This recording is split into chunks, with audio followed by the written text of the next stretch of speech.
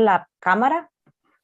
Bueno, en teoría se ve, si Henry tiene el PPT, se ve solo él. Yo voy a cerrar la cámara siempre porque voy a estar atrás al final. Okay. Normalmente no la cerramos. Ok. Listo, cuando ustedes prefieran pueden comenzar la exposición. Okay. ¿Ya estamos en vivo? Sí.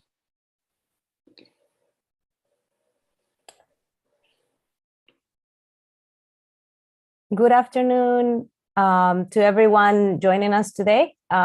We welcome you to the second gathering of the seminar series of the Programa Internacional de Estudios de Corea y el Este Asiático, PIESEA. My name is Carolina Quesada Cordero. I'm a professor at the School of Anthropology, and I'm also a collaborator with the PIESEA.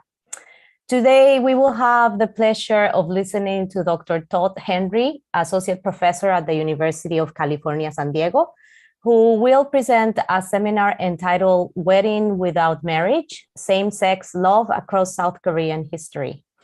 We are also very pleased to have with us Margaritas Guzman, Master of Social Science and Professor at the School of Communication here at the University of Costa Rica. Before starting today's seminar, I would like to remind everyone that the seminar series of PIESEA takes place every third Thursday of every month. Next month, we will have a conference by Antonio Fiori, a professor at the University of Bologna.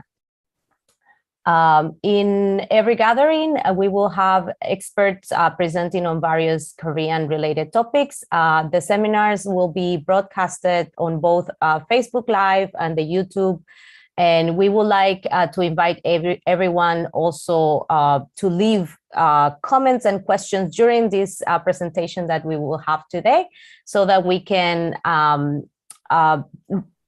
address these questions during the debate section of the seminar. We welcome both questions in Spanish and English. To begin, it is a great honor to have Dr. Todd Henry here with us, who will present about this very interesting topic. Dr. Henry is a social and cultural historian specializing in modern Korea with a focus on the period of Japanese rule and its post-colonial afterlives. He is interested in cross-border processes linking South Korea, North Korea, Japan, and the United States. He has also studied in universities in the United States, in Japan, obtaining a PhD at the University of California at Los Angeles.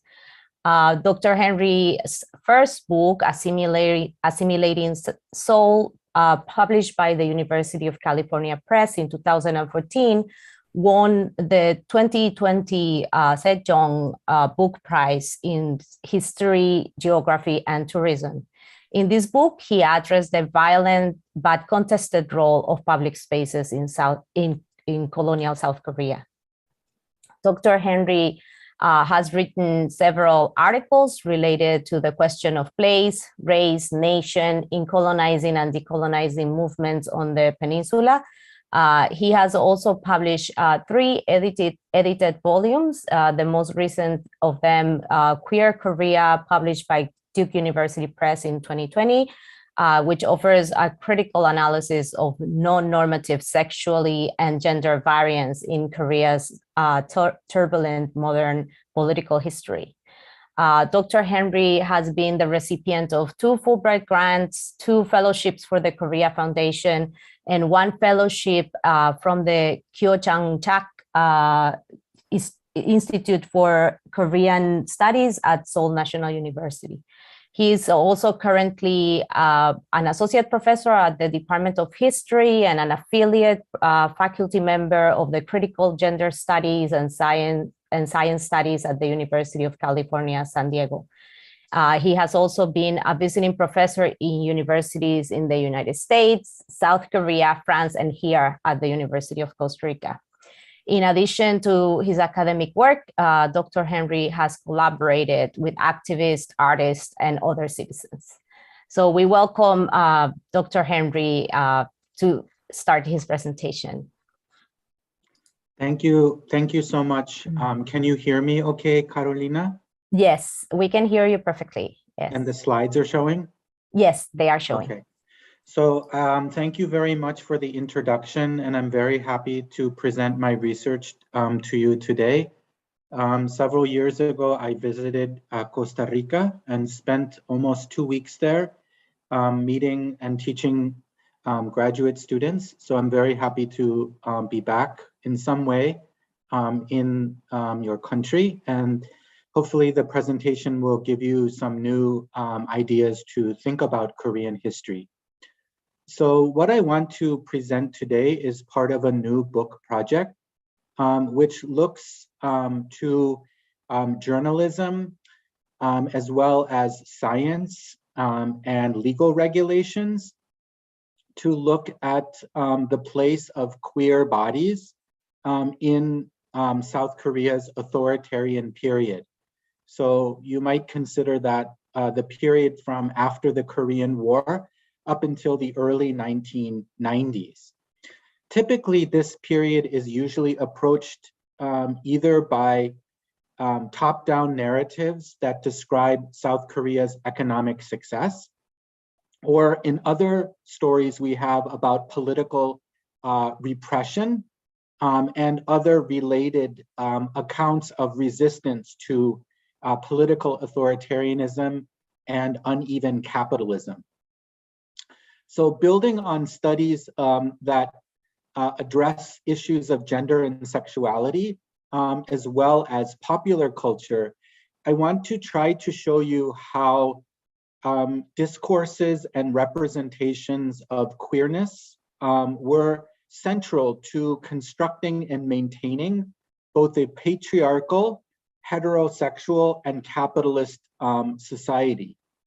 Now, this argument might sound commonsensical to you, but in my own field of Korean studies, I think that these arguments require more careful analysis, especially because Korean studies continues to remain quite nation-centered, as well as heteronormative. So I want to try to push scholars in my field to look at queerness, not simply as a matter of non-normative sexuality and gender variance, but also as a way in which to reinterpret different kinds of histories. For example, militarism, industrialization, and other kinds of processes that we're familiar with, but we tend to not approach through queer lenses.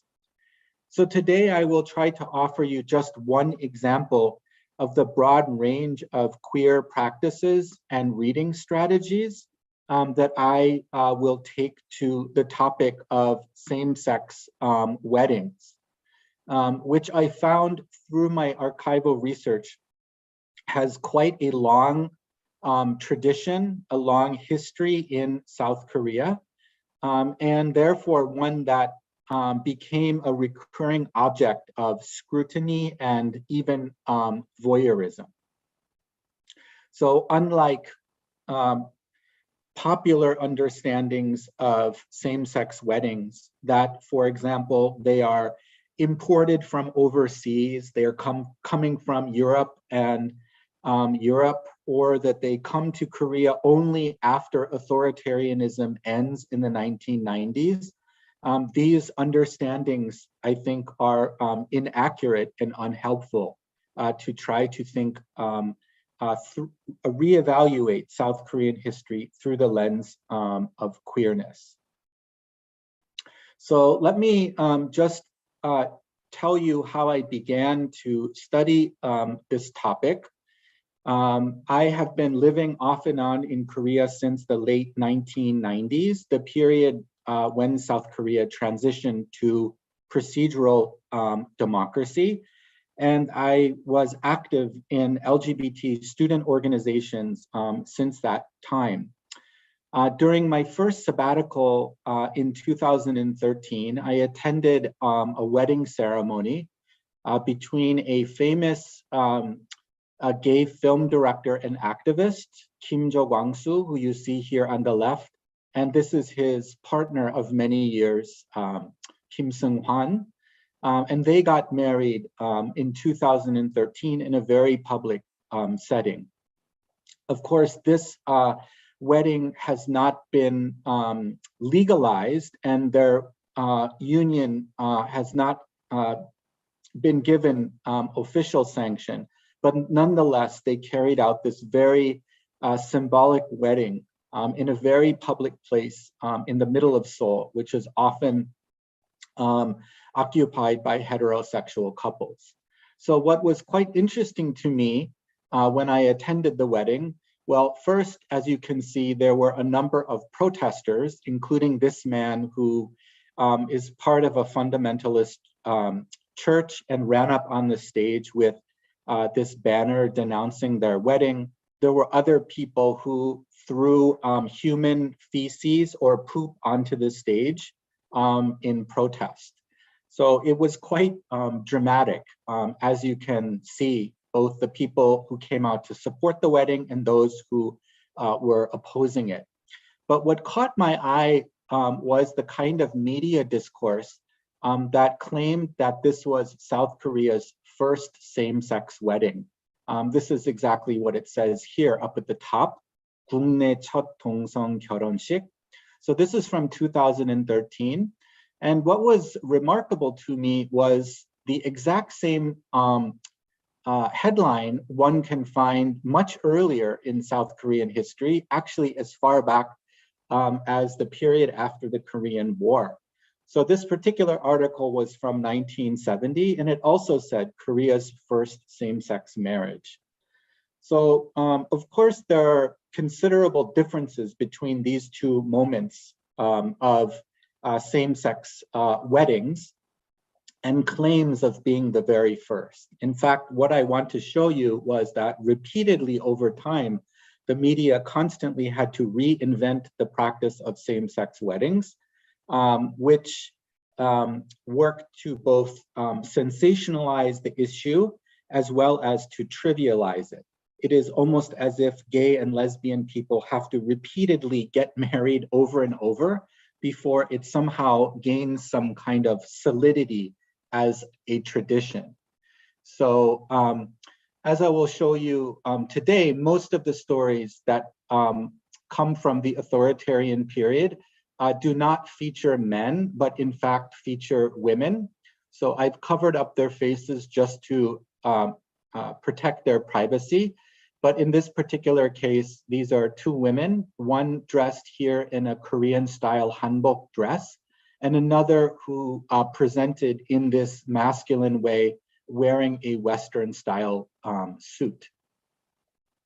So a couple of points that I want to try to make today about the history of same-sex weddings, even though even to this day, there is no legal way for Koreans to become married. So the first point is, as I just showed you on the slide, the events of 2013 and 1970, both of them were obviously not the first time that Koreans sought to get married, and they were also not the same thing. So one of the things that we see after the authoritarian period ends from the 1990s forward is that under new conditions of democracy, the couple, the one, for example, in 2013 I showed you, were presenting in a kind of gender normative way. So you don't see one person, for example, in a dress and one person in a Western style suit, but you see them both together in the same kind of dress. So they are gender normative couples, and they are seeking legal recognition of their marriage. So perhaps that is what is new after we get into the 1990s, is that same-sex couples begin to ask their state to legalize their weddings. Whereas before the 1990s, most same-sex couples, these are largely women, would have never imagined that the state would have accepted their weddings. So this is why I say the weddings in the authoritarian period were instead unofficial or symbolic.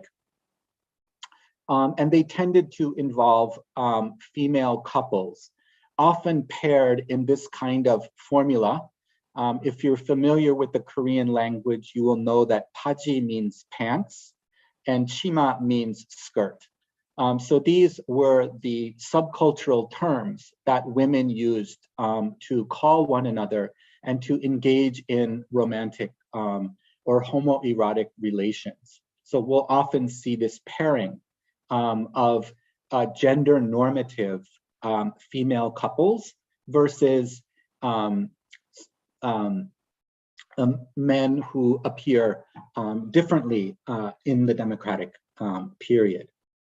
So there were obviously historical precedents to both cases.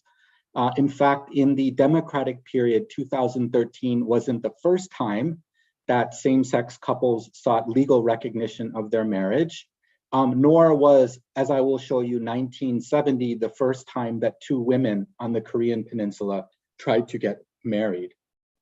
So this is forcing me to ask, what is the media making us misremember or forget in order for us to imagine that this is somehow the first time or the beginning of something new? And as I mentioned earlier, I'm quite interested in this constant history of having to forget the past in order to mark the newness of the present.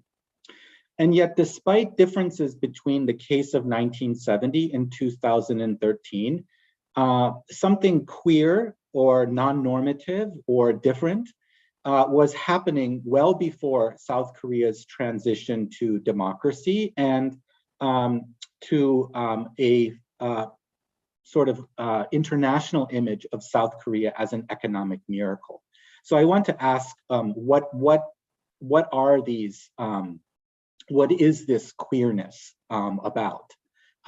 Particularly for me, the historical precedent of the pre-1990s is the issue that interests me most.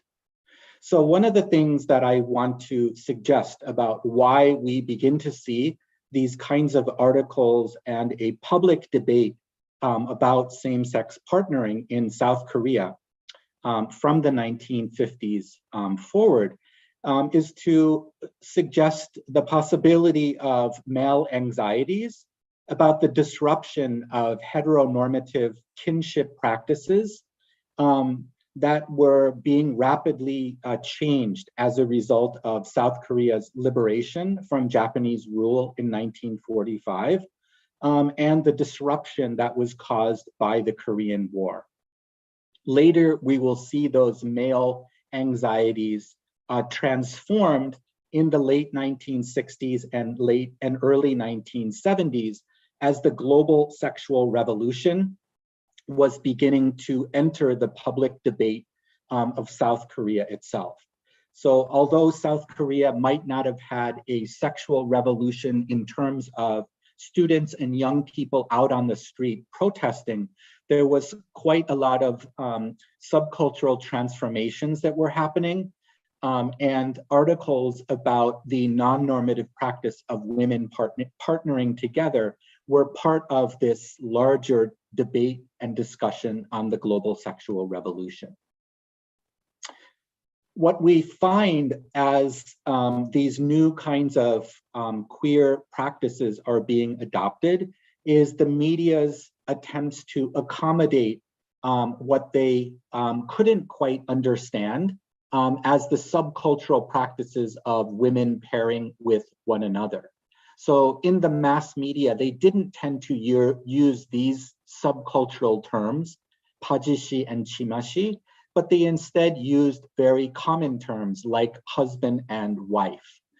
And this, as you could imagine, was a comprehensible way for heterosexist and normative journalists to try to make sense of something that they had a difficulty trying to understand. So they often use this Korean word isek to describe the couples as eccentric. So I'm asking how these particular media accounts, in whose interest would they have served? And I will try to show you that there were multiple audiences and multiple uses of these kinds of journalistic accounts. So the subcultural context for these debates had much to do with the situation of women more generally after the Korean War, which sometimes intersected with non-normative gender or non-normative sexuality, but could have intersected with other kinds of processes which involved household economy and the position of many women who after the war were left as war widows, as single mothers, and in a society where it would have been extremely difficult for women to live lives without becoming married. You can understand why if a woman lost her husband in war or became a single mother, how she might have sought another partner.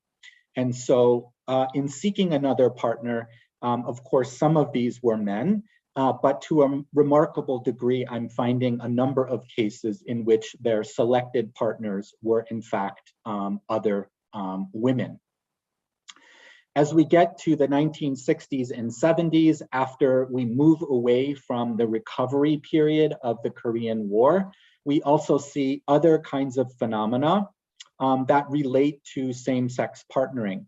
So this includes, for example, the phenomena of women leaving their homes, either in search of work or perhaps trying to escape difficulties at home, and they begin to engage in public labor.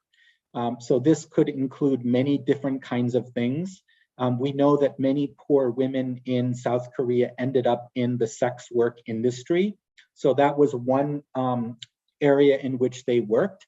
But so were other new professions such as hairdressing, and several women are going to enter the driving industry. They become taxi drivers to explore, to both gain wealth and in some cases also to explore same-sex relations or some kind of deeply felt sense of difference.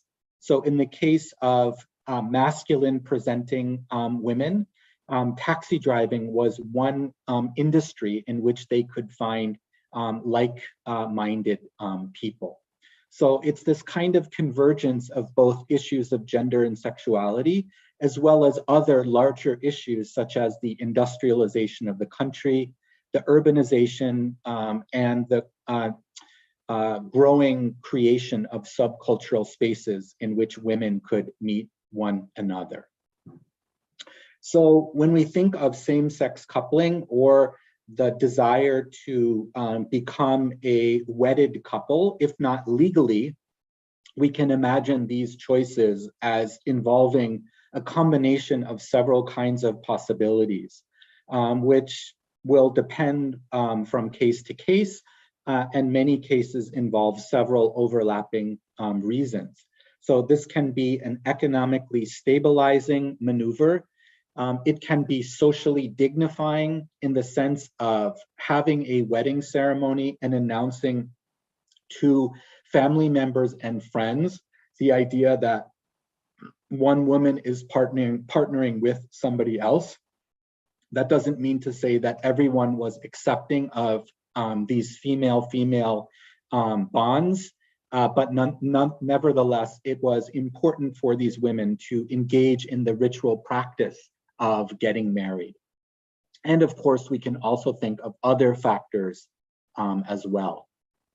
One of the other points I want to make, and I've already suggested about going out of one's way to become symbolically married, is that there is what I found is some degree of familial recognition for these kind of partnerships.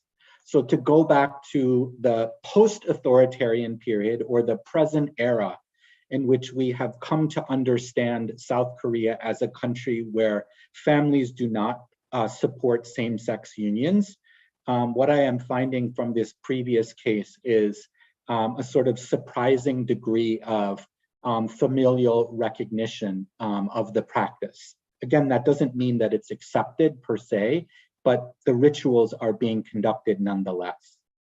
We also tend to think of South Korea today as suffering from an overwhelming sense of fundamentalist conservatism and homophobia. And one of the things that I have found from this historical research to try to counter that view of Korea as conservative is the position of some religious institutions, especially Buddhist temples, but other kinds of religious institutions that would have been the sites where these ceremonies were conducted. And lastly, I want to also try to emphasize the creation of non-biological families through the practice of domestic adoption. So many Korean studies scholars have talked about the phenomena of interracial or transracial adoption. That is, Korean children often were poor or were orphaned after the Korean War, and they become adopted by white American families or folks in Europe as well. So here I found a precedent for the creation of these kind of queer families. This is related to South Korea's orphan issue in the same era.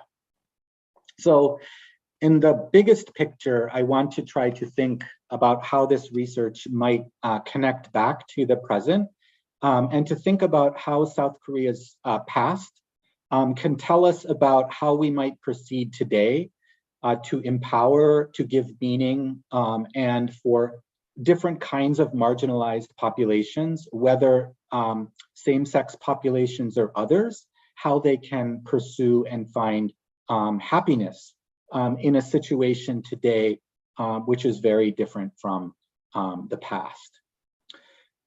Just a few slides. I'll try to go through these quickly so that we have enough time for discussion, but I think you'll get a taste of the kinds of materials that I've been looking through over the past years. So some people ask me, well, were there any cases of men who got married and who appeared in the mass media during this authoritarian period? And I found very few, if any, of those cases. And I just present you these as some kind of rare exceptions. This, in fact, was a gender non-conforming woman. So a male-born person who presented as feminine or female and who took a male partner and who cohabited together. So this is an image and a news story from just a couple years after the end of the Korean War from 1955.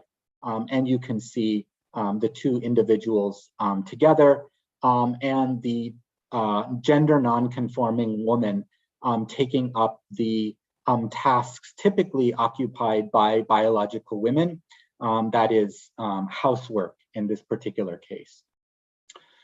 This was one case that I found from the 1960s. This is actually from a regional newspaper, and it's really hard to see because of the grainy nature of the pictures. When I first saw this image, I thought, wow, this is a rare case of two men who were conducting a wedding ceremony. But when I read the article, I found out that that wasn't the case. In fact, the headline says, is it a woman? Is it a man? Is it an intersex person? So in fact, the person that you see on the right seems to have been a woman, but perhaps a woman who identified in a masculine way. And so when she or he or they decided to get married, this person preferred to present in this Western style suit. it sounds like the person was being pressured to get married by their parents, and their partner, this person over here, insisted that when they took, that they had to take some wedding picture that would have been legible or intelligible to people who attended the wedding ceremony, since two individuals getting married like this in South Korea would have been something perhaps so out of the ordinary or so unusual that it wouldn't have been accepted as the public presentation of these kind of gender normative pairings, what the mass media would call husbands and wives. So these are some of the accounts that I found from the early post-war period, which show us that from a very early point, the practice of female-female coupling and female-female marriages were beginning to take place. They often are described in the context of social criminality and sexual deviance. And so this is the mass media's attempt to try to understand something that is perhaps disruptive, unusual, and potentially dangerous in the eyes of the mainstream media, but which we can read across in different ways to look at the subcultural practice of women partnering with one another. So here is an example from just a few years after the end of the Korean War from 1957. And it says the groom and the bride are both women, and that they had a really amazing same-sex wedding ceremony.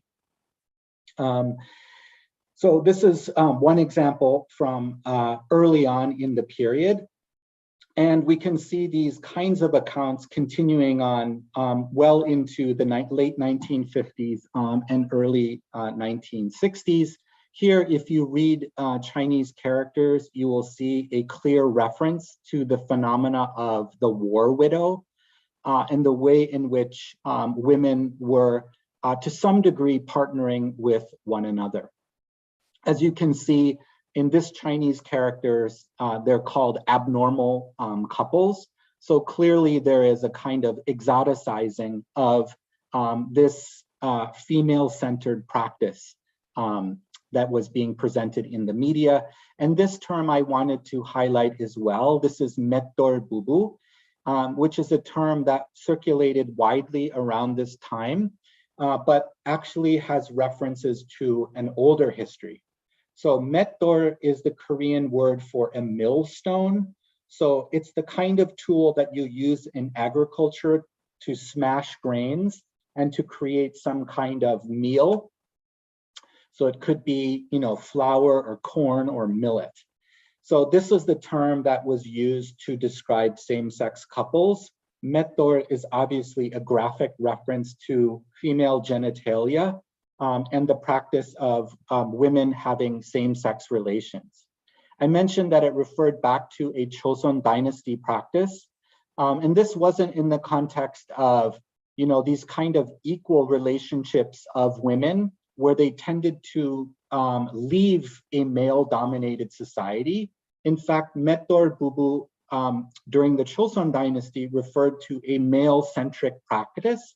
It was actually used to refer to court women who were brought in to serve the king. So sort of like a concubine. And these women often were not called upon and simply lived with one another.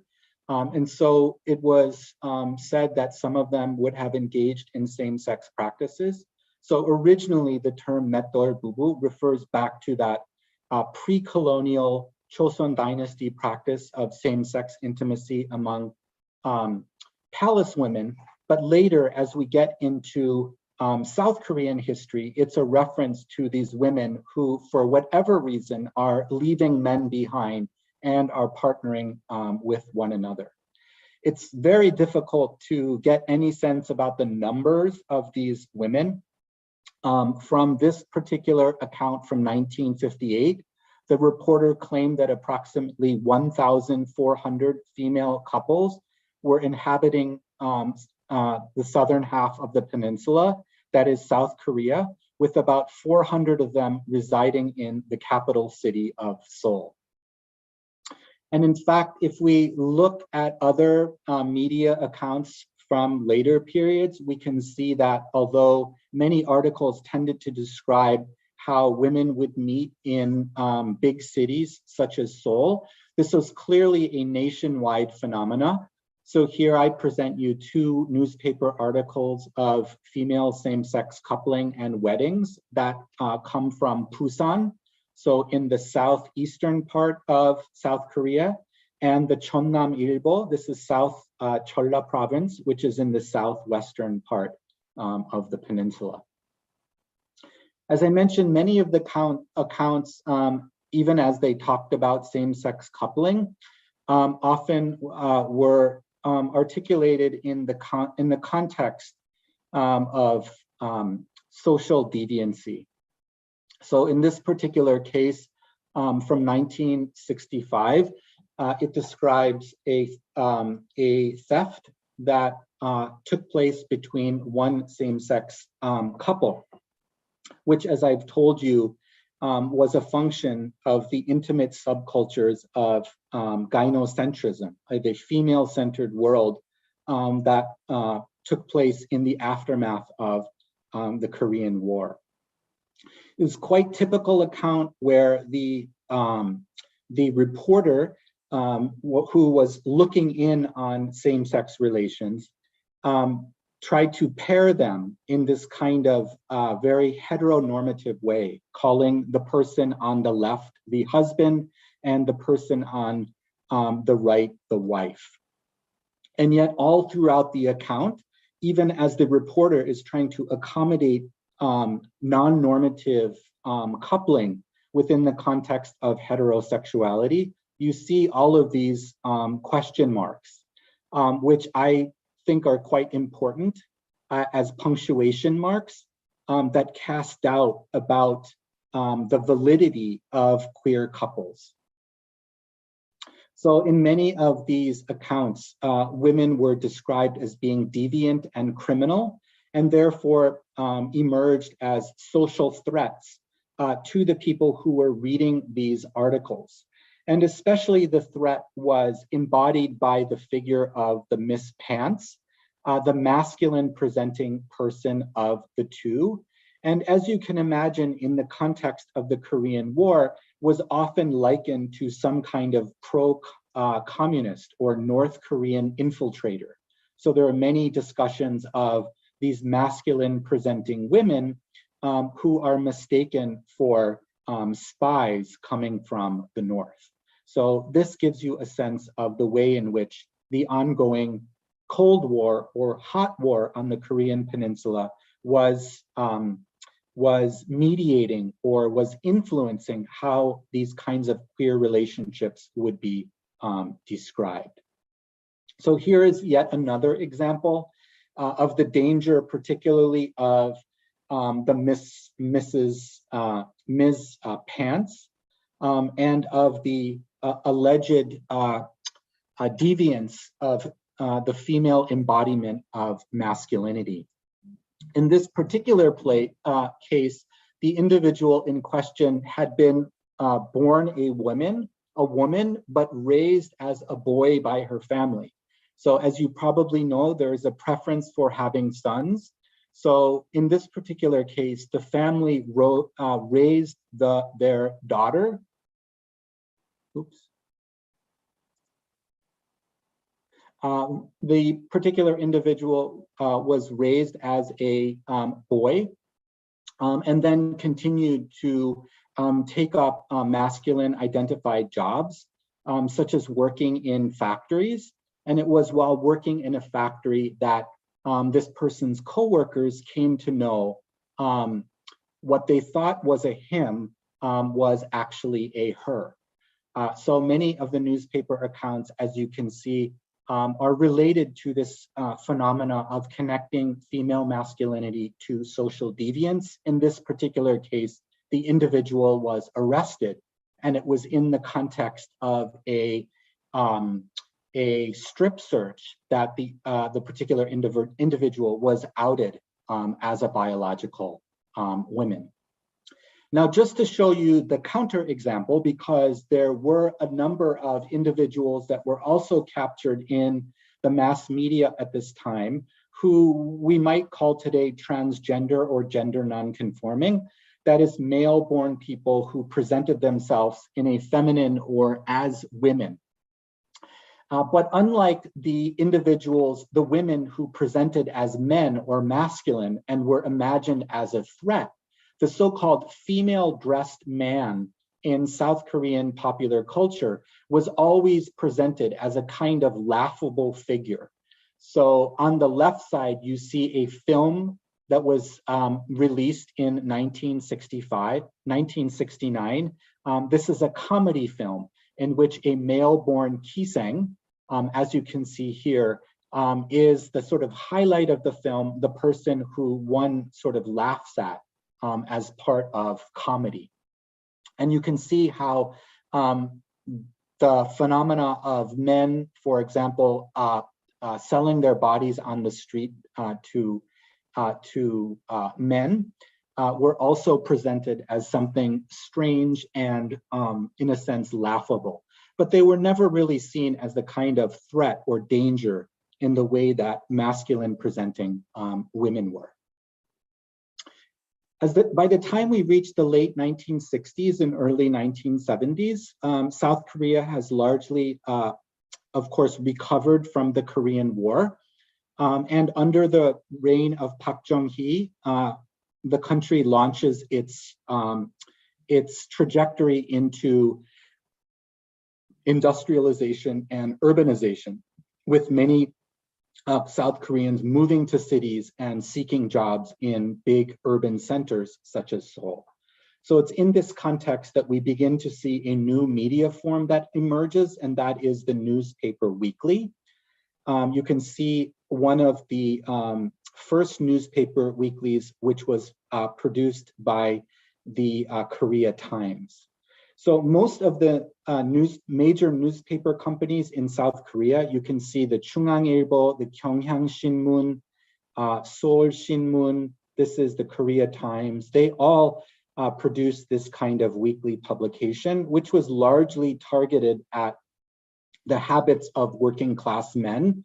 That's precisely the reason why you see women who typically adorn the covers of these kinds of magazines.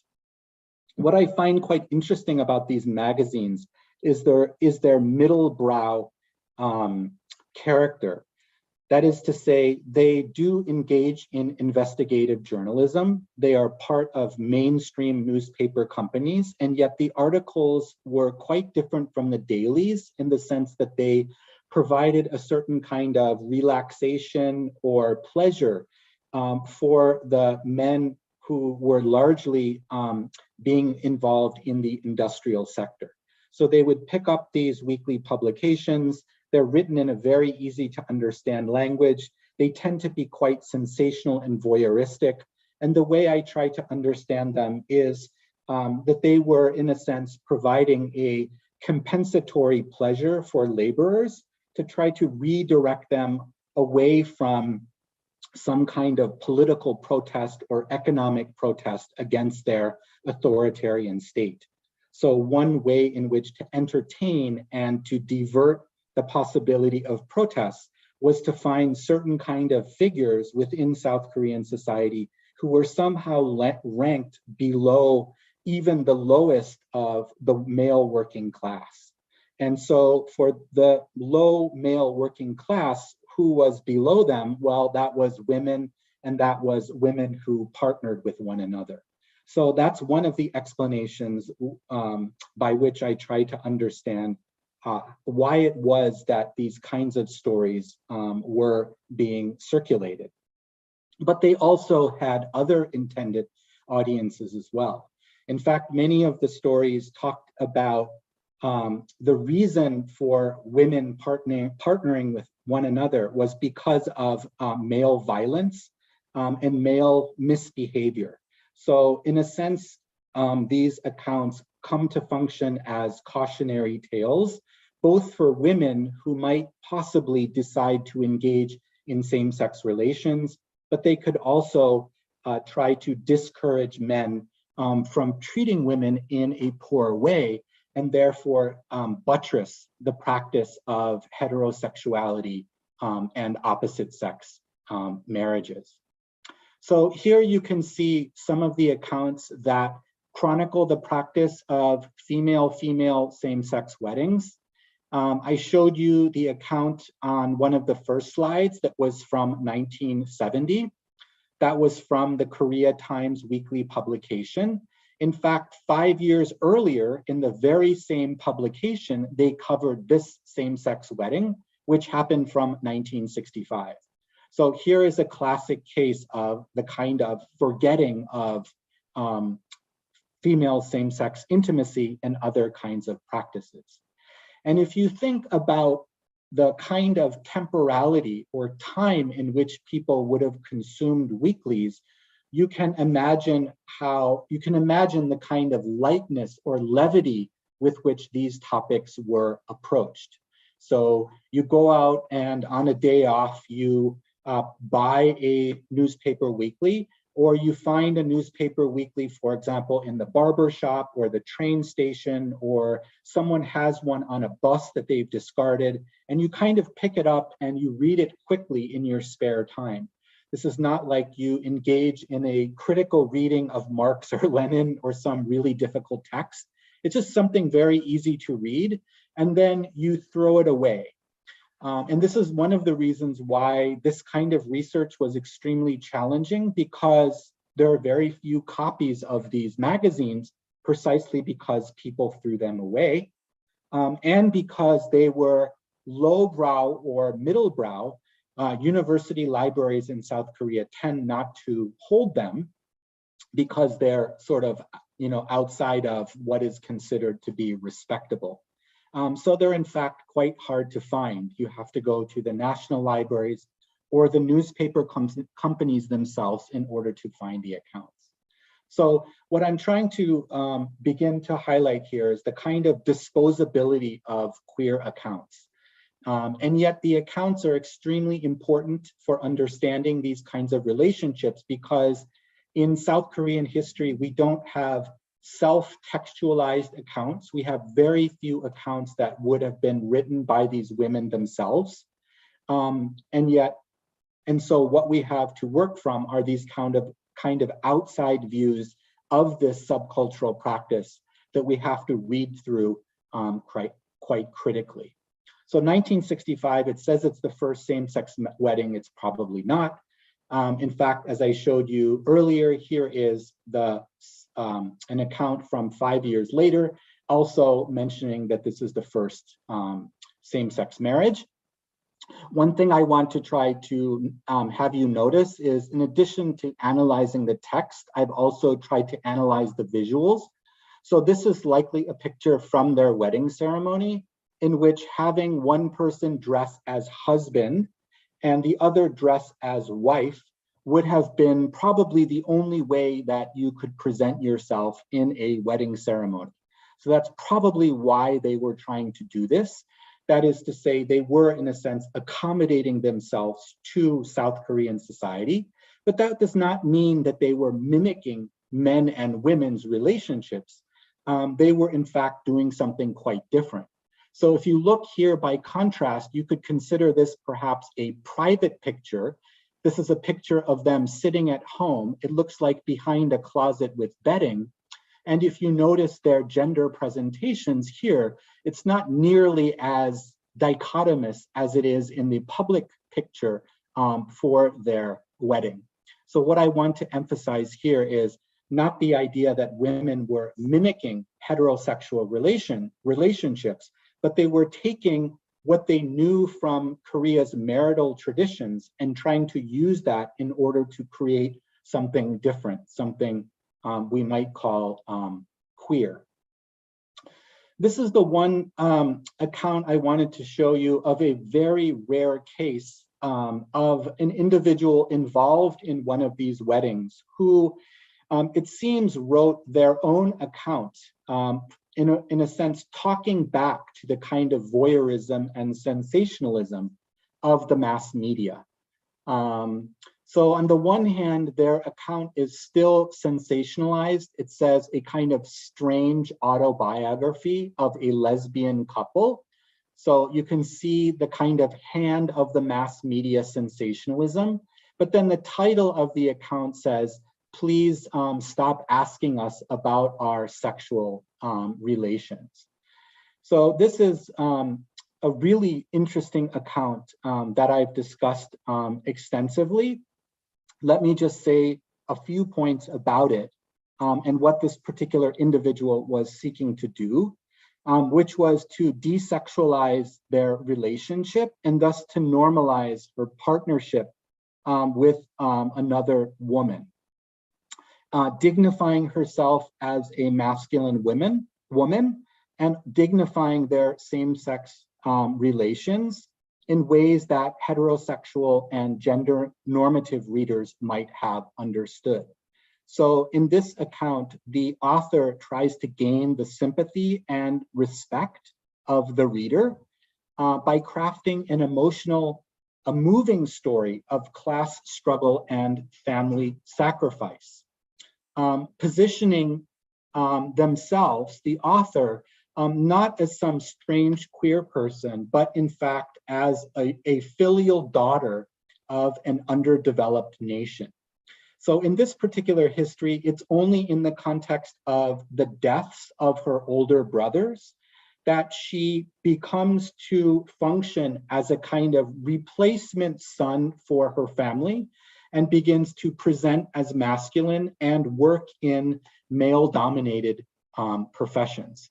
So here is yet another testimony about how we need to read queerness through the lens of the Korean War, that is Cold War geopolitics, as well as through South Korea's family system and economics. So I can tell you more about this story later, but I think I should continue on so that I'm able to finish. These are some important pictures and reminders about the nature of the wedding ceremonies. So here you can clearly see the couple getting married in 1971.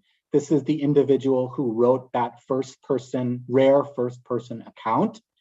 And you can see an officiant who is overseeing the ceremony.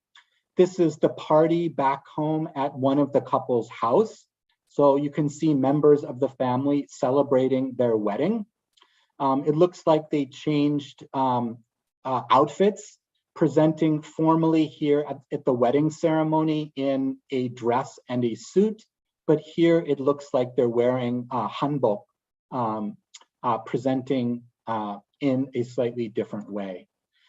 To show you some sense of the knowledge and perhaps even acceptance of family members, these are images that accompanied one of the 1971 account, which includes pictures of the couple in their dating and includes a picture of the couple who went on vacation with one of the woman's mother-in-law. So this is yet another reminder of the way in which same-sex coupling was not necessarily hidden from parents, but perhaps involved them quite intimately. And some other accounts of particularly the pictures that describe one of the partners' female masculinity, here working as a store clerk, and it looks like moving snow away from the house, something perhaps a man would have done in a heterosexual couple. Just a few more images that I'd like to show you from the 1970s and the 80s to show how the trope of female same-sex weddings was both disposed but also repeated. So this is a 1973 account about another female same-sex couple, but notice how the image from the 1970 ceremony was recycled and used to describe this particular new ceremony.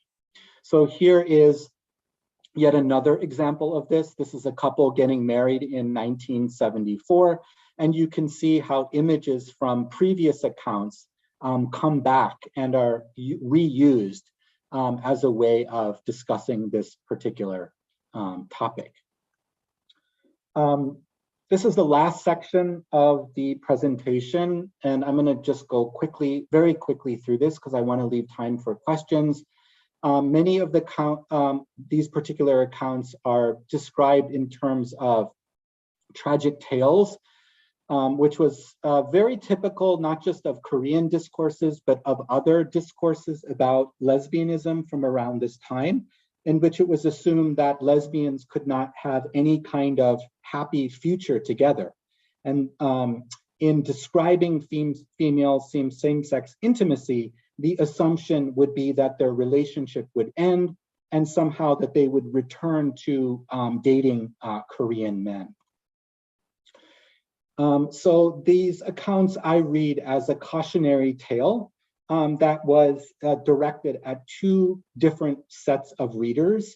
One set of readers were men who, on the one hand, were provided these kinds of accounts as voyeurs to, in a sense, make them feel better about the fact that they were relatively low in the economic ladder of South Korea's economic development.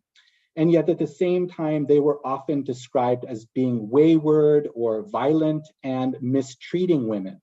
So the storyline went, well, if men were nicer to their women, this is of course the patriarchal language of the weakly speaking, then women would naturally come back and partner with women. And so one audience was wayward men, and the other audience was deviant women, who were often described in these accounts of looking primarily for some kind of platonic relationship. So it's interesting how, on the one hand, the accounts hypersexualized women and wondered and discussed about their same-sex practices. For example, using this term millstone couple that I described to you earlier. And yet at the same time, they're described as being asexual. So it says here that they're not lesbians, and in fact, they're simply engaging in platonic love. And again, they're engaging in platonic love because they couldn't find that kind of relationship with men. So there is a kind of implicit critique of mainstream masculinity here, even as women are being discouraged from partnering with one another. So these are some examples I found that very much fit this particular case. And these women, interestingly, also show us one of the points I made earlier about how these same-sex couples were also trying to create their own kinds of families, often through the practice of adopting a child. So as we know, South Korea's population was quite high at this time. Sometimes there were more children than families could handle.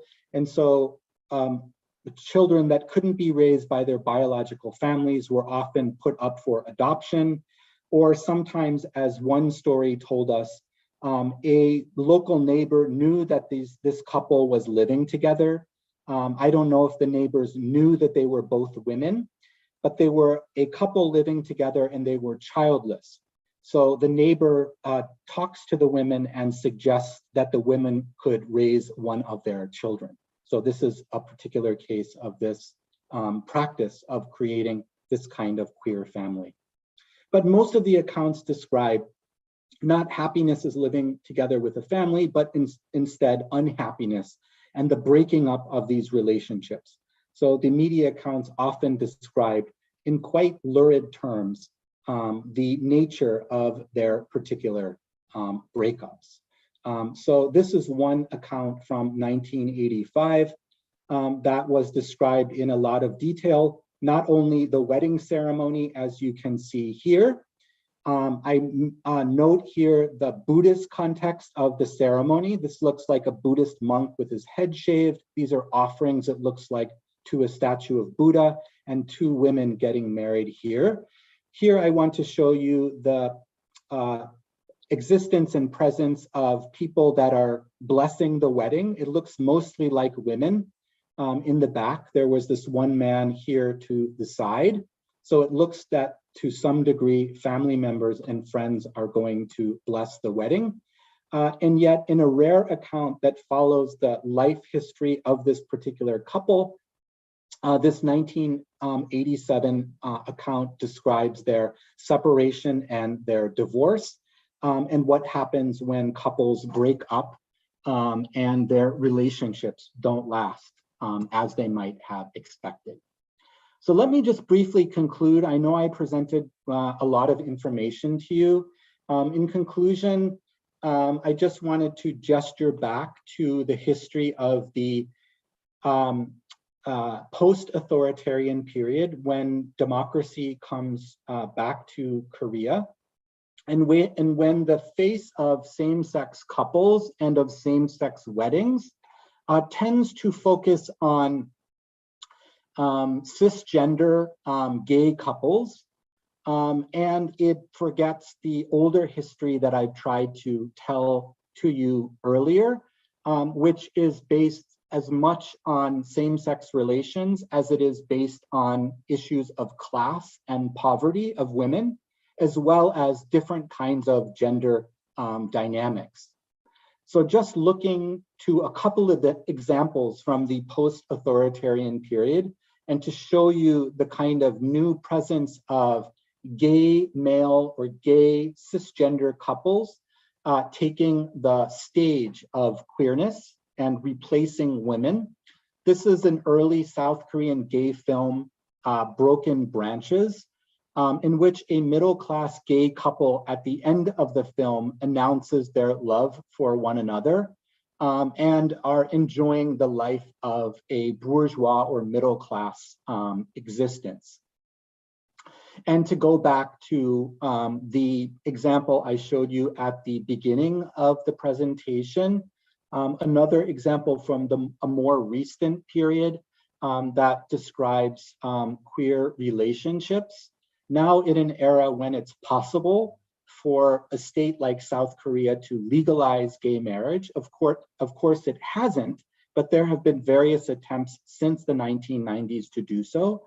And this tends to focus not on lower class women partnering as the authoritarian media showed us, but is instead focused on middle class cisgender men, like the two men that you see here on the stage. So that is all I have to present to you. Thank you very much for listening to my long presentation, and I look forward to your many questions and comments. Thank you very much. Thank you, Todd, for that very interesting, very engaging presentation. Now we're going to have the participation of Margaritas Guzman.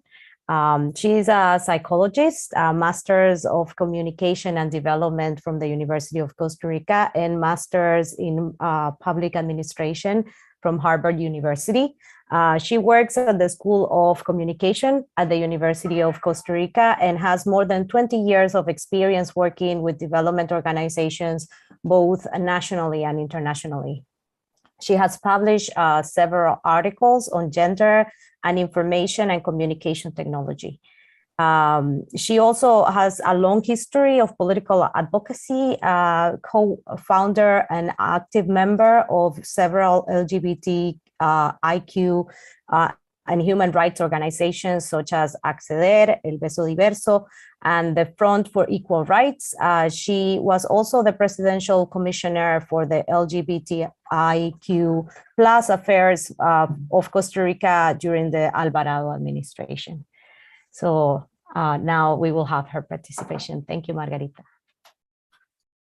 Thank you, Carolina, and thank you, Todd, for bringing to the table the presence and the symbolic breakthrough that LGBT folks have tried to to do in Korea since a long history. I think there are several aspects of the presentation that speak to me about also the reality of Costa Rican queerness and Latin American queerness. And perhaps the first of it has to do with what you point out regarding erasure from history, because we keep being told that queerness is a new issue. It's an imposition from abroad. But then, of course, any accounts we can do where history shows us the presence of queerness within our own culture debunks this myth of external pressure coming into the countries. And perhaps I want to share a couple of examples.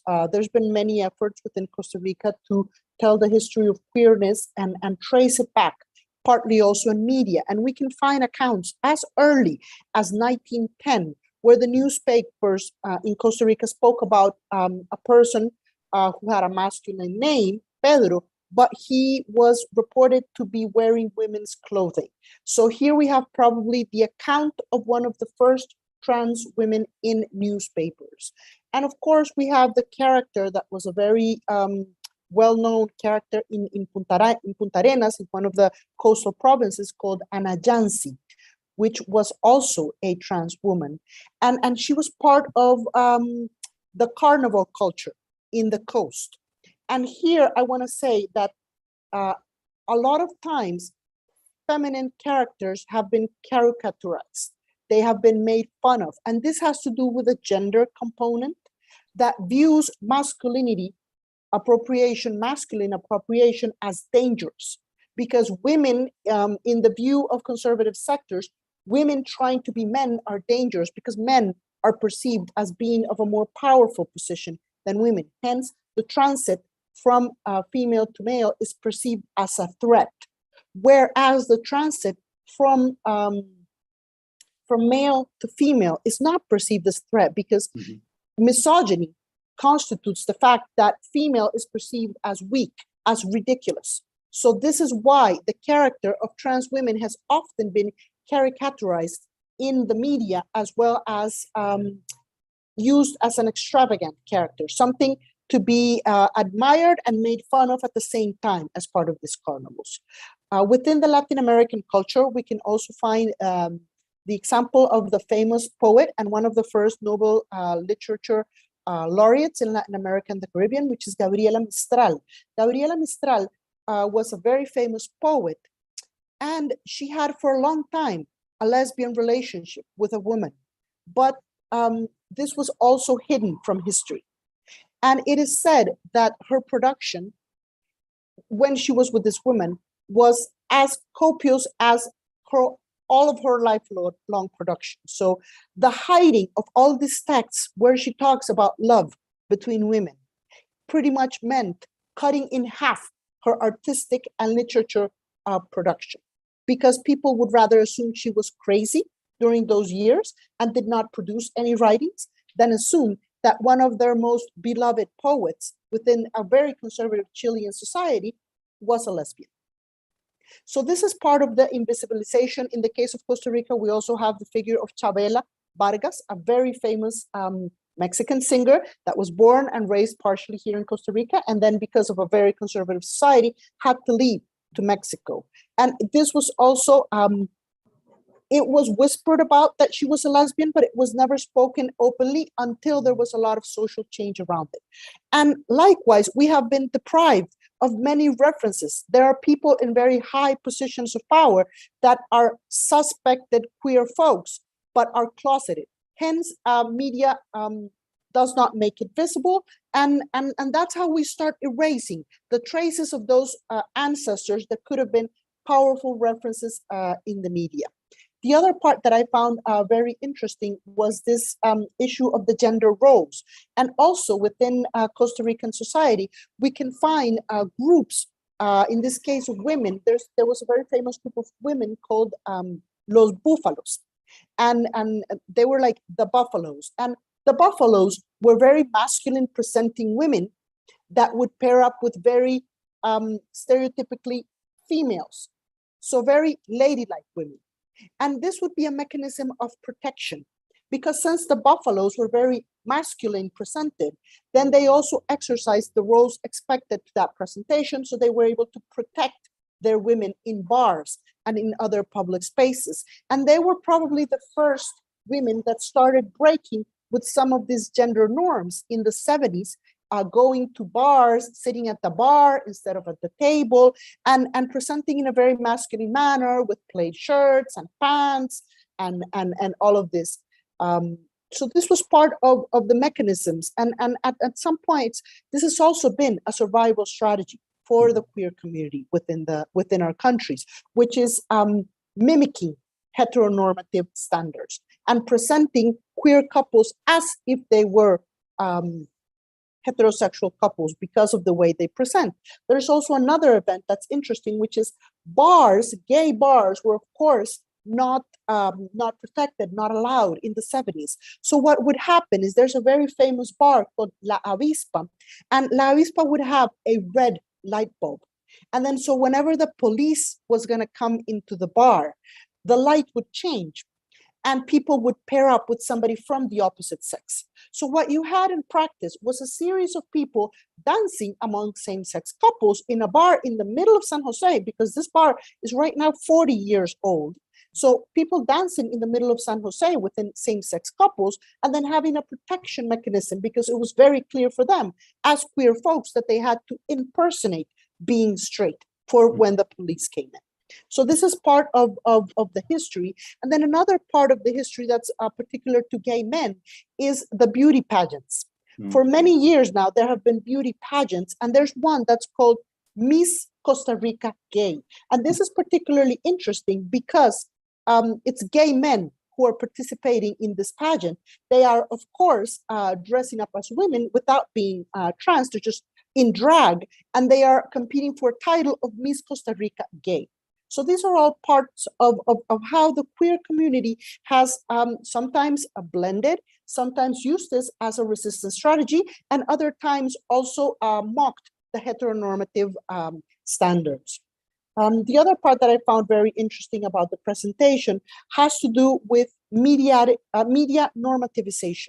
So the attempts of media to normalize queerness and to assimilate it into straight performing patterns, as well as the way that media has used this tragic tales of queer unhappiness as a cautionary tale. And we find this in many movies and in many media accounts. For many years, queer folks were always either criminals, crazy, or suicidal. And this is a common topic because there was always a portrayal of you cannot be a gay person, a lesbian, a trans person, a bisexual, and be happy.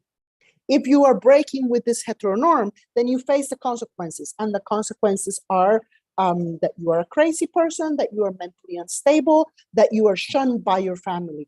And this has been one of the issues that we had to fight the most against, to be able to provide positive references for those growing up within the community, and also to change the perceptions. When the fight for equal marriage came to Costa Rica a couple of years ago, one of the main issues that we found we had to work on was portraying stories of family acceptance. Because when people were asked what they felt when they saw pictures of same-sex weddings, was that they felt sad because those people were alone and their families were not going to be with them on the most important day of their life. So we started producing, as a movement in Costa Rica, we started producing a series of stories that was the voices of the families of those people that were getting married. So we could start bringing into the media the stories of accepting and loving families, to break away with that trope of LGBTQI people as people that were shunned and were alone and apart from society, outcasts, if you will, and rather making what is already evident, that there are many families that are accepting of LGBTQI folks, regardless of legal status, because that's another interesting part of what you show here. There's one thing, which is the fight for the symbolic, and then there's another realm, which is the fight for legal. And even though a country may not have legalized same-sex unions, it may have already moved a long way in changing the way same-sex weddings are portrayed and the existence. The fact that a union is not legal does not mean that it won't exist, that it won't exist for the people involved, that it won't exist for the family, for the friends, and for society in general. And this is part of what needs to be shown as well. Regarding the capitalist overtake of LGBTQI vindications, this is also something that happens. And like much like you portrayed in the last slides about gay cisgender men taking over the public image, Costa Rica also has a very burgeoning industry of weddings, of beach weddings, and people that provide services. And this goes on from even before when it was legal or not, because people come to the country then to get married, to have a symbolic wedding, to have their loved ones with them.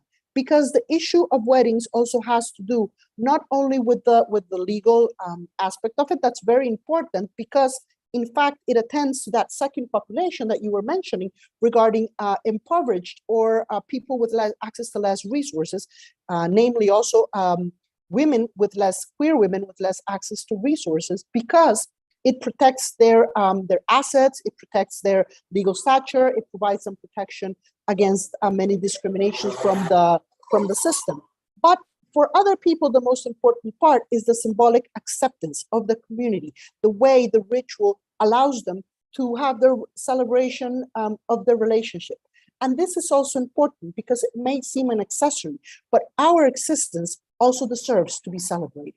And a society that doesn't celebrate same-sex unions has a long way to go in being able to accept this as a healthy and natural outcome of many of the possible relationships. Work with media has been key to change the way they're portraying.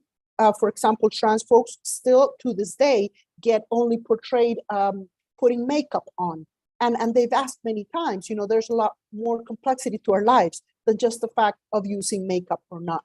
And this is part of the work we've done also with media to be able to get out stories that are important and significant for people. There's still a long way to go, rescuing the history of how the LGBTQI movement has been present throughout the struggles in Costa Rican history.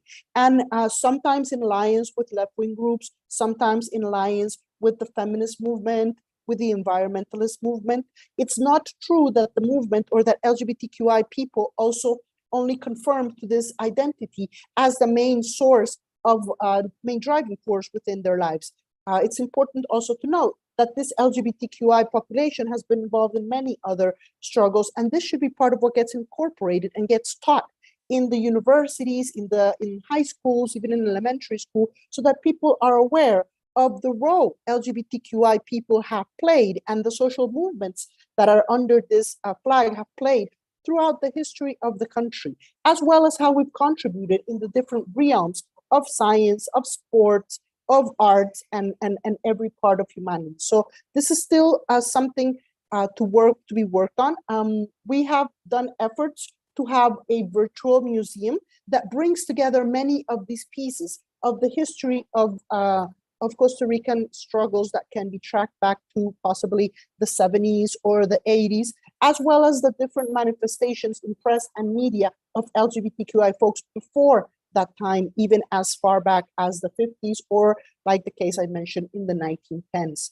So it's fascinating for me to see a lot of the parallels that we have with how media portrays the same-sex partnerships in the Korean media, and how it tries to also normalize and invisibilize a lot of the revolutionary power that it has. Because really part of what can be interesting about same-sex partnerships is if we start to question the naturalization of roles, of female and male roles. Because when you have a same-sex couple, you don't necessarily have as much clarity of these stereotypical male and female roles. And that starts raising questions also back to heterosexual couples around whether the roles, and if the roles that they are assuming are really something that is naturally given, genetically given, as some conservatives say, or if this is really more the result, as we know, of socialization processes.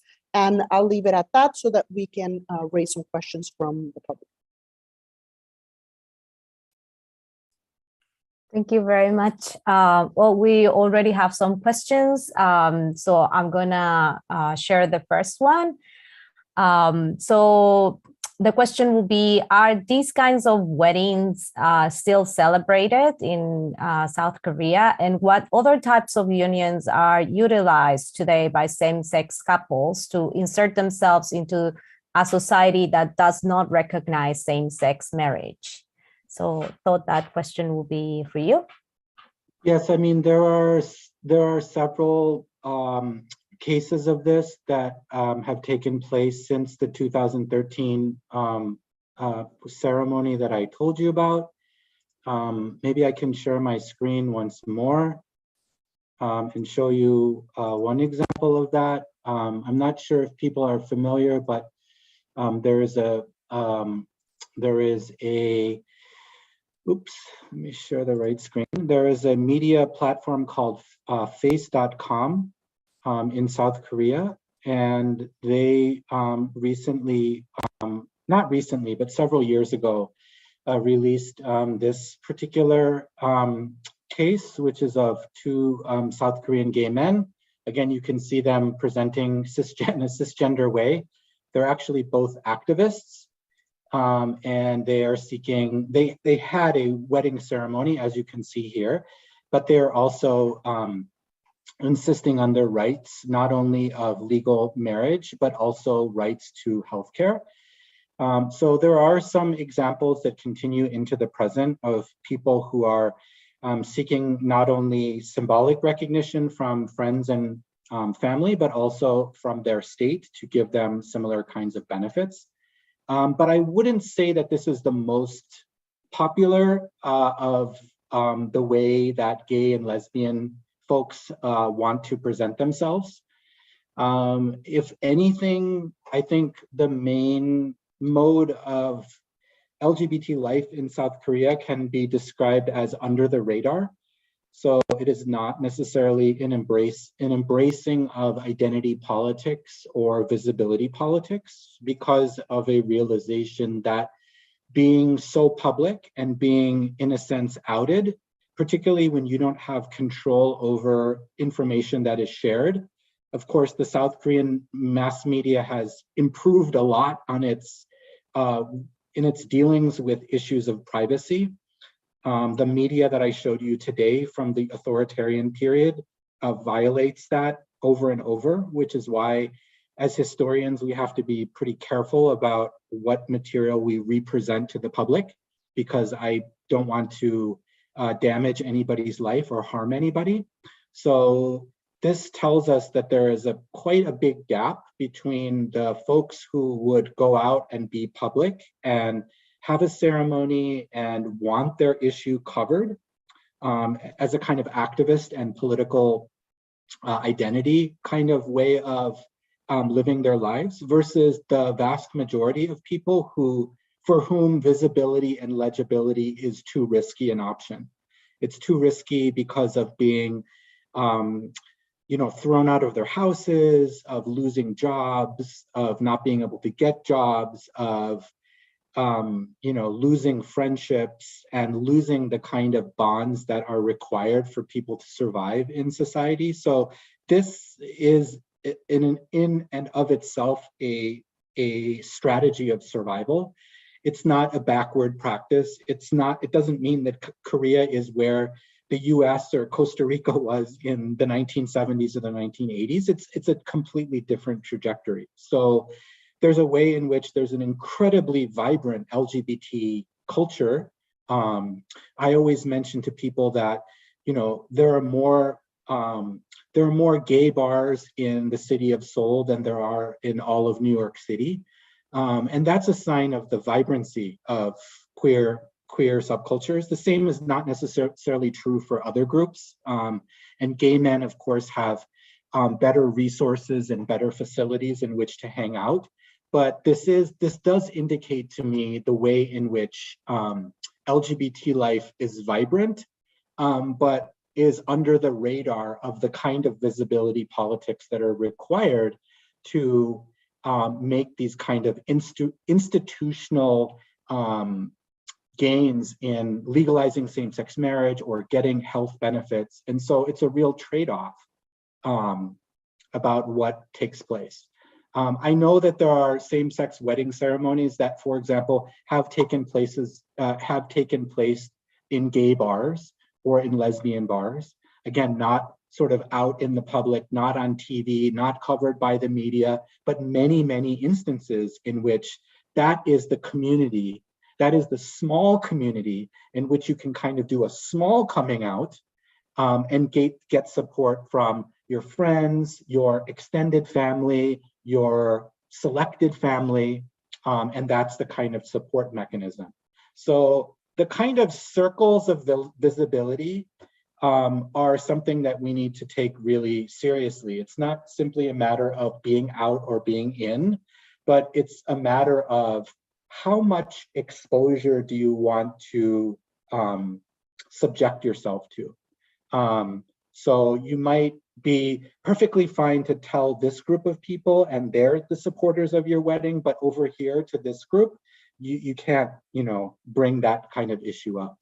And so there's a kind of, I don't know if you want to call it code switching or a kind of going back and forth between different social spheres, which are not all the same. So you can imagine what this kind of situation might do to somebody in terms of stress and mental health issues. It might put a lot of burden on you to try to constantly have to negotiate. On the other hand, it might create certain kinds of skills of being able to adapt and survive and make choices, strategic choices that are going to bring you the most benefits with the least amount of risk and exposure. And that's also different for different kinds of people, right? So a cisgender gay man or a cisgender lesbian woman can probably fly under that radar in a way that folks who are gender non-conforming and trans struggle with. And so we should also be aware that of these differences between different kinds of groups, between groups that can, if they're outed or if there's some kind of risk, they can flee back to, an apartment or someplace else where they have resources. So class issues, of course, come to bear on this issue as well. Thank you. We have a couple more questions. So this next question, I think can be addressed by both presenters. So it reads, what are the main differences in the acceptance of same-sex relationships between the capital area or big cities in general and rural areas? The person writes, I suppose that rural areas are still heavily influenced by traditional culture. Well, in Costa Rica it will be Christianity, Catholicism, but in Korea it could be Confucianism, Christianism too. So maybe we start with Margarita and then continue with Todd. Yes, even the first thing to understand this is that our state has a lot more presence in the capital than in the outskirts of the country. So there are many institutions that people would not be able to access. Likewise, NGOs and social movements are much more concentrated in the capital than in the outskirts of the country. There's a very heavy prevalence in this moment also of evangelical communities in the outskirts of the country. And this is sadly accompanied a lot of to repression. So just to put an example, there was a gay Nicaraguan man that people tried to burn alive in Guanacaste, and he was hospitalized, and he's managed to wake up because he was in induced coma for a long time, but he has very severe injuries. Also recently in the outskirts of the country, in Palmares, there was a gay man that was attacked and he was hospitalized, and he's now stable and coming home, but has severe injuries that his family now needs to help him navigate. So there definitely is less acceptance in the outskirts. There's a lot more risk, and this it's not a coincidence then that a lot of LGBTQI folks are displaced from their communities, and they come to the capital to try to find better safety networks, better access, and to live with and create their families, their chosen families, because many times their own families, their own biological families, have shunned them, have expelled them from their homes, and they don't have access to any safe spaces, not even bars, not even any organizations. So yes, it's still very difficult for people within the outskirts of the country to be able to exist, even though Costa Rica legalized same-sex marriage and recognized their name to transgender folks. So this is part of what we need to be careful with. Legalization does not mean the social acceptance has come in part with that change. Margarita, thank you so much for sharing that. I wanted to mention one other phenomena. You may know that South Korea has one of the world's lowest birth rates. The population is quickly decreasing, and many people are postponing or delaying marriage, especially women. So there is a phenomena in South Korea called pihon, which is their, I suppose, anti-marriage. They basically want to live by themselves for the rest of their life. That doesn't mean they might, that doesn't mean they don't have friends, or that doesn't mean they have other kinds of relationships, but they see marriage as an institution of power and an institution of oppression, particularly for women. So there has been a practice among these I'm not going to get married people to have ceremonies together announcing their I'm not going to get married status. So it's a sort of non-marriage marriage ceremony where they announce this to other people and they gain the support of that particular community. So I wanted to mention that as another example of where these kind of symbolic ceremonies come into play that are inherently queer, but might not have anything to do with non-normative sexuality or being transgender or gender non-conforming. It could be simply a statement of, I don't want to get married. So I think that is important to recognize. The question about city versus countryside is a really interesting one. In most of our stories, in many national contexts, we tend to think of liberation comes by leaving the countryside and coming to the city. City is where communities tend to congregate, there are larger numbers, there's greater anonymity. That's sort of the conventional story about why the city is the bastion of freedom versus the countryside, which is sort of less accepting. And certainly in Korea, there are those kinds of dynamics. But what I've found, in fact, is those dynamics might be not as pronounced, or they might be new.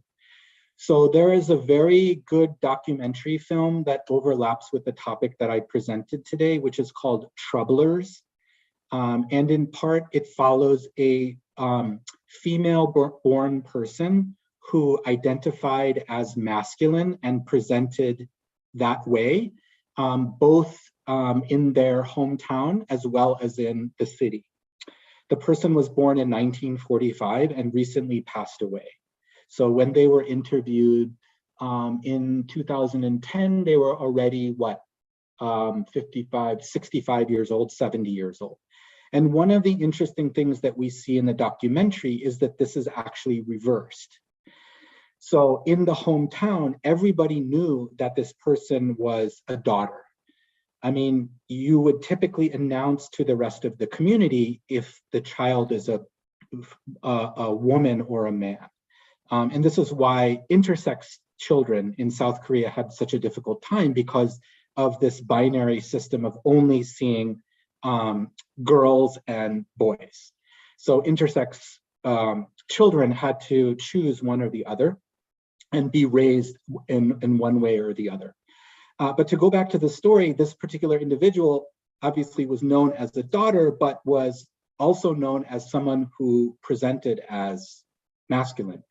And in the film, the footage where this particular individual, now elderly, comes back to their hometown and is talking to the neighbors, there's a complete understanding that this person was born a woman, but presents as masculine.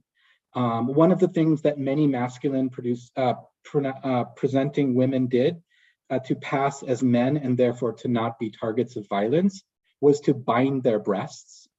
So what's interesting is when this person is back in their hometown, they don't bother to wear the breast binder, and they go by their biological name.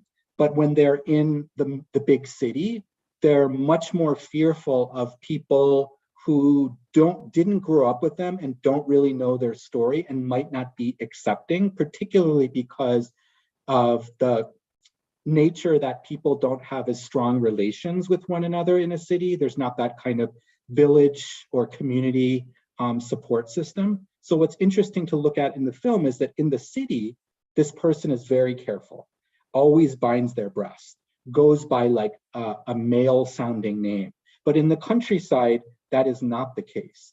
So it kind of makes us rethink this paradigmatic story about having to leave the backward countryside to go to the accepting city.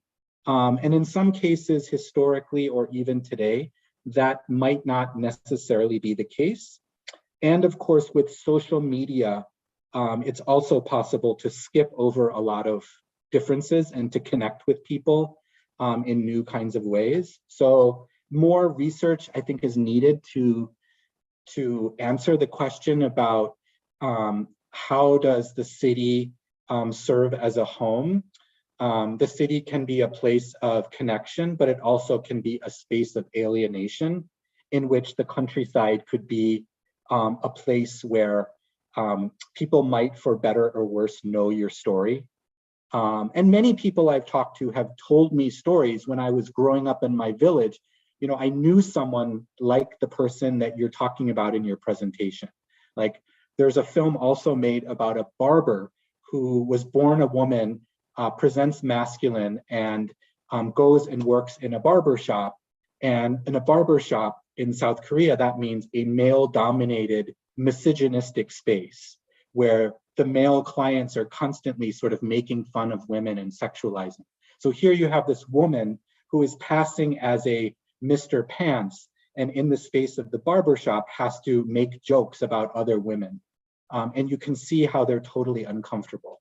And this was in the space of a more rural or suburban area.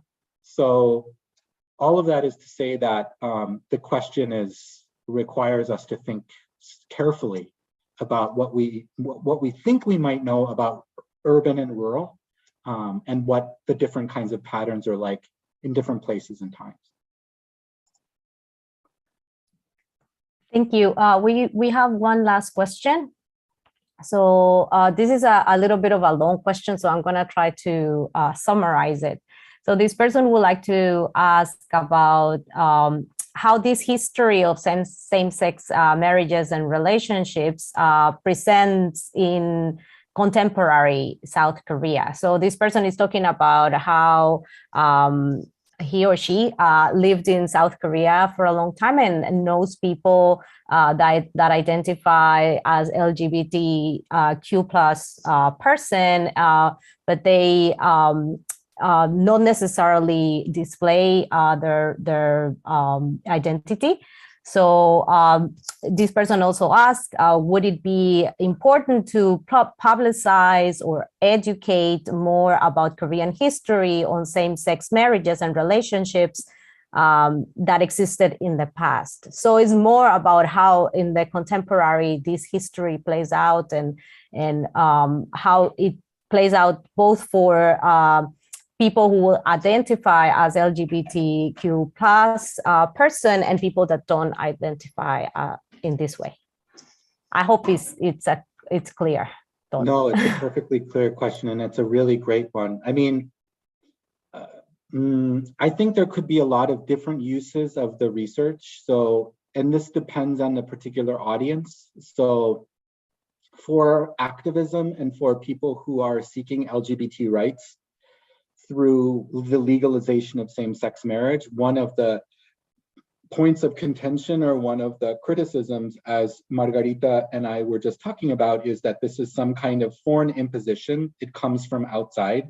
And there's a long history in a post-colonial, or you might say, quote unquote, a previously third world or global South nation. You see this in many places. I would imagine you might see it in Costa Rica too, where legalization of same-sex marriage is seen as some kind of Western import. So we see this like in post-colonial Africa, where homosexuality is often described as being brought in from overseas. You know, the same thing was true in the 80s with HIV/AIDS crisis. It was often described as like a foreign product that comes into Korea and is not indigenous to Korea. So towards that kind of conservative homophobia or transphobia or misogyny, I would direct the research and say that Korea has this tradition. It's not unique to the West. The West doesn't have a monopoly on this. Korea had its own tradition. It actually dates back before 1945. So it's neither foreign nor it's new. So if that could be of support to those who are pushing for the legalization of LGBT rights, I would gladly have them use my research in that way and use it to, you know, present that to the people in the National Assembly to try to gain more support. For those people who don't necessarily see legalization of same-sex marriage as the best agenda for activism. After all, there's lots of agendas for LGBT activism, which could relate to, for example, the questions of LGBT youth being thrown out or living on your own. It could be about LGBT poverty or women's poverty. I mean, there's many issues, of course, we can focus on for LGBT. So it doesn't necessarily mean that it's the legalization of marriage. And as I mentioned, there's very few people for whom a marriage to a person of the same sex is going to be an option in their particular family or economic status.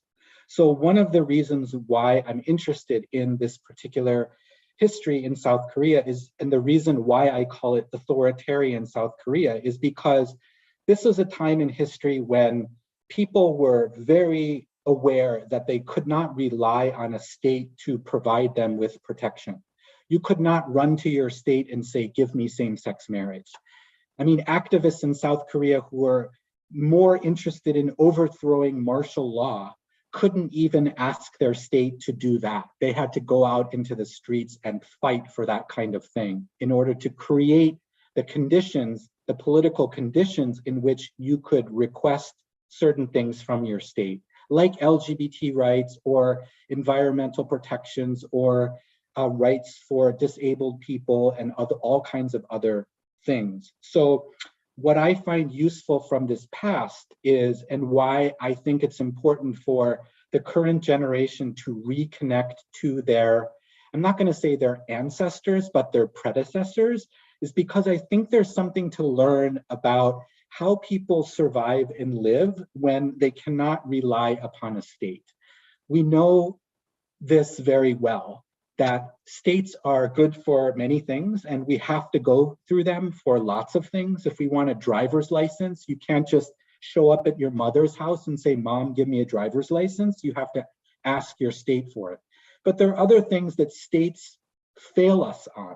They don't do very good for us. So, you know, at the same time that people can continue to push on the state and are engaged in legal battles, I think that's important. But there's also something to say about areas where we don't always ask the state, or the state isn't the first place we go to for our happiness. We might go to one another.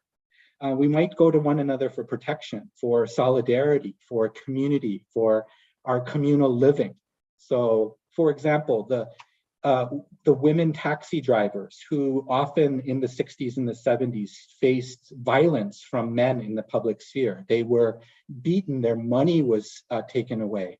They created their own taxi union, often without recognition from the state.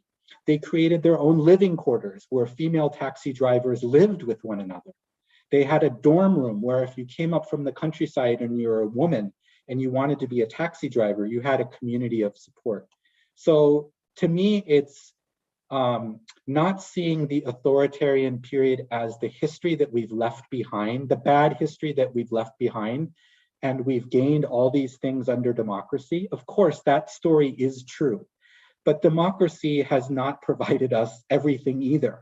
And so remembering the history of people who had to struggle when they couldn't rely on their state reminds us of other ways that we can sustain ourselves, create community, create protection, and seek the best possible livelihood we can. Well, thank you so much to both our presenters for very, very stimulating conversations. I think we could stay here longer to talk about these issues, but we have to wrap up now. And so I would like to thank Todd and Margarita for sharing with us what they know about these issues both in South Korea and in Costa Rica. Also to the people that joined us through the YouTube and the Facebook Live, thank you so much for the questions. And don't forget that we'll have another seminar on Thursday, the 16th of June with Antonio Fiore, professor of the University of Bologna. Thank you so much and have a good evening. Thank you.